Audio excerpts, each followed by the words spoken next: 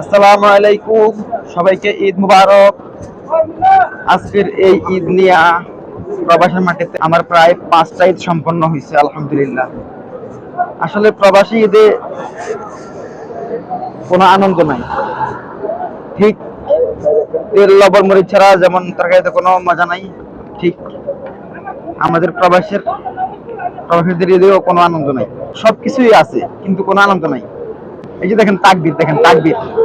ঈদের দিন মানুষে এখন এই যে ঈদের নামাজটা করেই কাজ করতে যেতেছে, কোনো ছুটি নাই। কেউ ছুটি পাইছে 5 দিন, কেউ পাইছে 7 দিন, কেউ 2 দিন, কেউ 1 দিন, আবার কেউ আছে পড়া কপাল, কোনো ছুটি নাই। কারো কোম্পানির পক্ষ থেকে গরু পাইছে, কেউ খাসি পাইছে, কেউ দুম্বা পাইছে, কেউ উট পাইছে, আবার কেউ আছে 2 কিলো মুরগিও পায় নাই।